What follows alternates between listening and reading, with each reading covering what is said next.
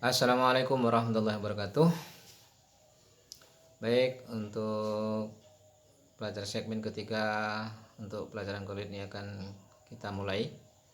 Untuk segmen ketiga tentang kolid ini kita akan mulai tentang pembuatan kolid. Yang kemarin itu adalah sifat-sifat kolid. Sekarang kita akan mempelajari tentang pembuatan kolid. Bagaimana cara membuat kolid? Secara fisik untuk membuat kolid adalah seperti ini. Ini adalah ukuran pertengahan antara larutan dan suspensi. Antara larutan dan suspensi ini ada koloid di tengah-tengah sini. Maka untuk mengubah ukuran menjadi ukuran koloid, maka mau tidak mau maka suspensi yang ukurannya lebih besar daripada koloid ini akan diperkecil seukuran koloid. Yang larutan yang ukurannya lebih kecil daripada koloid ini akan digabung-gabungkan sehingga mempunyai ukuran sebesar koloid. Nah, cara membuat kolid dengan mengubah ukuran yang semula lebih besar menjadi lebih kecil itu namanya adalah cara dispersi. Semula lebih besar menjadi seukuran kolid itu caranya dispersi. Lalu yang ukurannya lebih kecil daripada kolid kemudian digabung-gabungkan menjadi lebih besar itu namanya caranya adalah cara kondensasi. Cara kondensasi sini ada 4. Kemudian dispersi di sini ada 3. Kita pelajari dulu cara dispersi, pemecahan, dispersi, dipecah-pecah. Cara mekanik. Cara mekanik, butir-butir kasar digerus sampai halus, kemudian diaduk dengan medium pendispersi. Jadi halus, yang kasar dihalus, kemudian dicampur dengan medium pendispersi. Ini cara mekanik. Misalkan sol belerang digerus sampai seukuran koloid kemudian dicampur dengan air, dia akan menjadi sol belerang. Cara mekanik. Kemudian cara peptisasi. Cara peptisasi ini adalah cara pembuatan koloid dari butir-butir kasar dengan bukan digerus tapi dengan bantuan zat pempeptisasi, zat pemecah. Misalkan agar-agar itu waktu belum dicampur dengan air dia ukurannya lebih besar daripada ukuran koloid, tapi ketika diberi air panas itu akan memecah agar-agar itu ukurannya menjadi lebih kecil sehingga ukurannya menjadi seukuran koloid. Maka pemberian air panas pada agar-agar itu namanya adalah cara peptisasi. Nitroselulosa oleh aseton, dia akan mengubah ukurannya nitroselulosa menjadi ukuran yang lebih kecil-kecil. Karet oleh bensin, makanya kalau kalian punya karet jangan diberi bensin biar nggak menggembung. Kenapa? Bensin itu karet itu dia larut dalam bensin, dia akan terurai dalam bensin kalau bensinnya banyak dan lain-lain itu ya. Nah, ini juga endapan NiS dipeptisasi oleh H2S. Ini oleh H2S dan endapan AlOH3 oleh Al, ia akan mengubah ukurannya menjadi lebih kecil. Cara peptisasi, dipeptisasi. Cara busur Bredig. Busur Bredig ini dari kata kuncinya adalah lompatan api listrik. Loncatan listrik dengan diberikan elektroda kemudian terjadi loncatan listrik, maka bahan-bahan itu akan larut. Ini biasanya ada kalau nanti pada percobaan pembuatan pelapisan logam dengan logam. Pada waktu pelapisan dengan logam itu elektroda nanti pelajaran kelas 3 dia sel volta. Maka waktu peristiwa pelapisan logam dengan logam itu akan menyebabkan larutannya itu berubah menjadi coklat, berubah menjadi hitam, itu proses pelarutan logam yang dengan cara seperti itu, dengan cara melibatkan listrik itu disebut dengan busur Bredig. Cara seperti itu bisa dengan listrik, dia melibatkan listrik sehingga terjadi larutan-larutannya seperti itu. Itu cara dispersi. Yang besar-besar dirubah menjadi seukuran koloid, cara dispersi. Dari hasil pemecahan suatu senyawa yang berukuran besar dari koloid menjadi seukuran koloid, cara dispersi.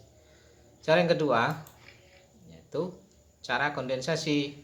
Cara kondensasi adalah partikel-partikel dalam dua larutan sejati dengan ukuran-ukuran yang lebih kecil daripada ukuran koloid bergabung menjadi partikel-partikel yang lebih besar berukuran koloid. Ini ada larutan-larutan sejati.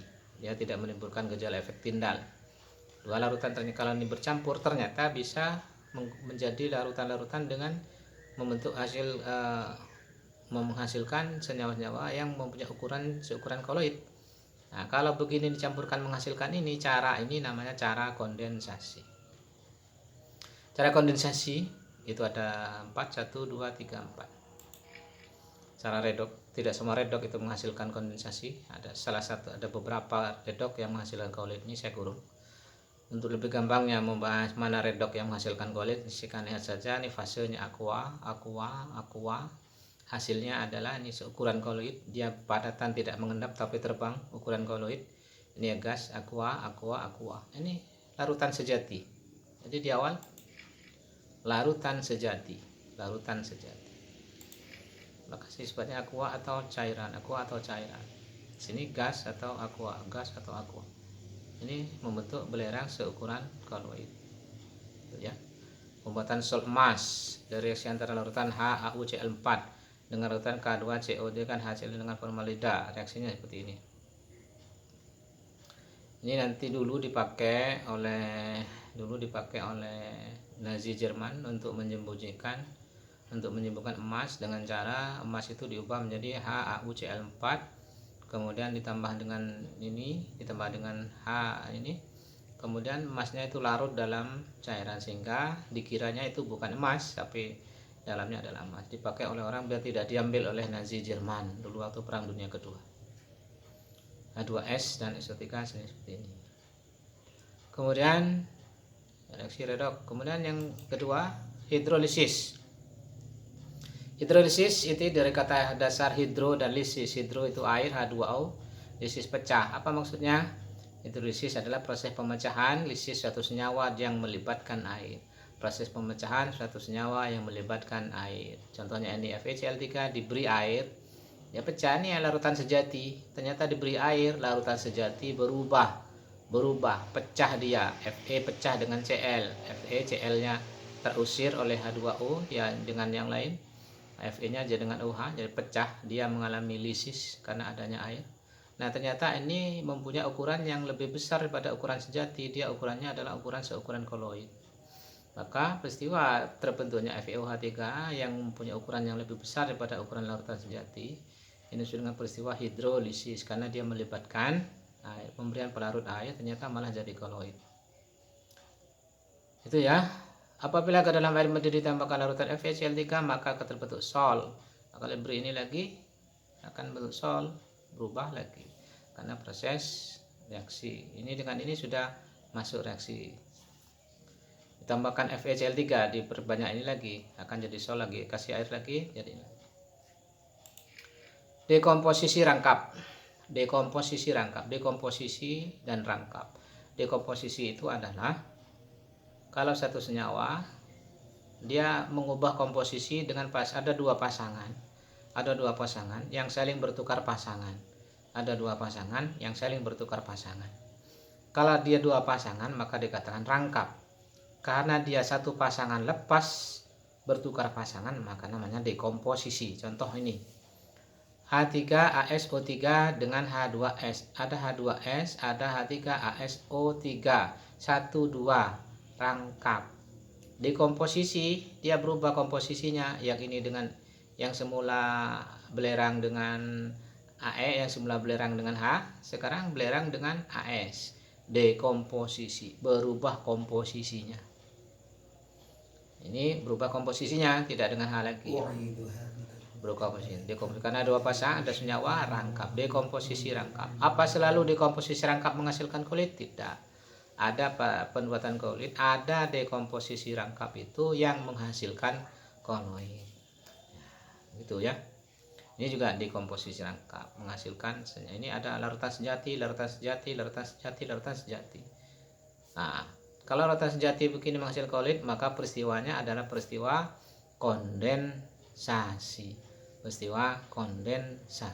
Ukuran koloidnya menjadi lebih ukuran larutan sejati menjadi ukuran seukuran koloid.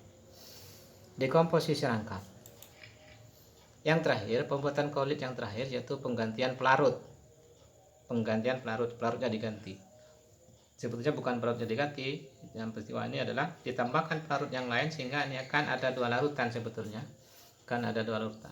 Penggantian pelarut ada peristiwa terbentuknya partikel koloid karena penggantian pelarut yang digunakan. Contoh, apabila larutan jenuh kalsium asetat dicampur dengan alkohol, maka akan terbentuk suatu koloid berupa gel. Ini kalsium asetat dengan alkohol dia berukurannya jadi ukurannya lebih besar. Tapi kalau alkohol dengan air dia cair, dia larut, malah sifatnya sebagai larutan. Tapi kalau dengan alkohol dia malah jadi seukuran koloid, jadi lebih besar. Peristiwa pemberian alkohol sebagai pengganti larutan air ini namanya penggantian pelarut. Itu ya untuk pembuatan koloid. Kemudian saya ulang dari depan.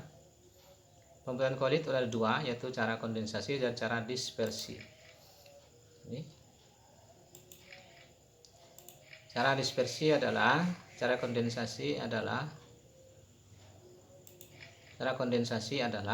dia akan mengubah larutan sejati menjadi seukuran koloid. Kalau cara dispersi adalah dia mengubah ukuran yang lebih besar dari ukuran koloid menjadi ukuran yang lebih kecil menjadi seukuran koloid. Cara dispersi itu ada 3. 1. Cara mekanik, digerus.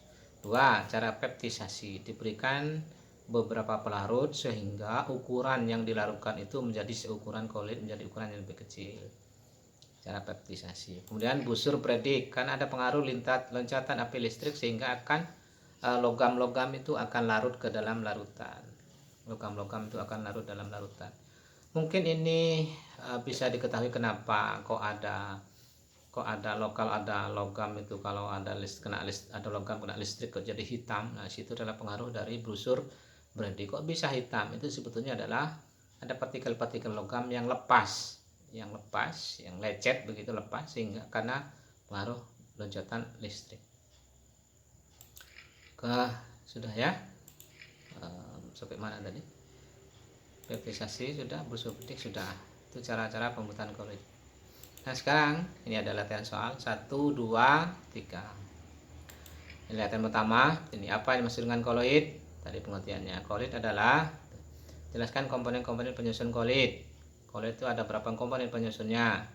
Sebutkan 2 contoh koloid yang dijumpai dalam bidang industri kosmetik, makanan, sabun, industri farmasi. 2 saja. 1, 2, 3. Yang kedua, lengkapilah tabel berikut. Ini apa namanya? Cair dalam gas apa namanya? Cair dalam cair apa namanya? Cair dalam padat apa namanya? Padat dalam gas apa namanya? Yang ketiga, lengkapi tabel berikut. Asap, diingat-ingat. Asap komponen penyusunnya apa? Apa dan apa, sehingga jenisnya bisa ketahuan. Kabut, komponennya apa dan apa? Jenis koloidnya bisa diketahui. Apakah kabut itu busa, atau aerosol padat, atau emulsi, atau apa dari komponennya ini diisi. Kemudian yang keempat, apa yang disebut dengan cara dispersi dan cara kondensasi? Apa dispersi itu? Apa kondensasi itu? Nah, nanti kalau ada kata-kata dispersi kita paham, oh dispersi itu begitu, kondensasi itu. Apa yang disebut dengan cara dispersi dan kondensasi pada pembuatan koloid? Sama ini. Dalam pembuatan koloid, apa yang maksud dengan cara redox? Apa sih cara dalam pembuatan cara redox itu? Kalau dikatakan cara redox, dekomposisi menggantikan pelarut dalam pembuatan koloid. Apa yang maksud dengan cara mekanik peptisasi? Apa sih cara mekanik itu? Pengertiannya saja. Kalian isi. Cuman latihan 1, 2, 3, 4 ini untuk latihan kalian sendiri saja, tidak usah dikumpulkan. Yang dikumpulkan adalah yang ada di link bawah di bagian video ini. Nanti akan saya lampirkan link soalnya. Soalnya pilihan ganda ada 20. Silakan klik linknya, dijawab di situ pilihan ganda 1 sampai 20. Masing-masing soal skornya 5. Masing-masing soal skornya 5 sehingga nilainya 100. Yang ini untuk latihan mandiri kalian saja. Kalian kerjakan, kalian kumpulkan pada diri kalian sendiri. Kemudian yang dikerjakan adalah yang ada di link deskripsi di lampiran bawah. Itu untuk pembuatan koloid hari ini. Mudah-mudahan bisa dipahami. Saya akhiri. Assalamualaikum warahmatullahi wabarakatuh.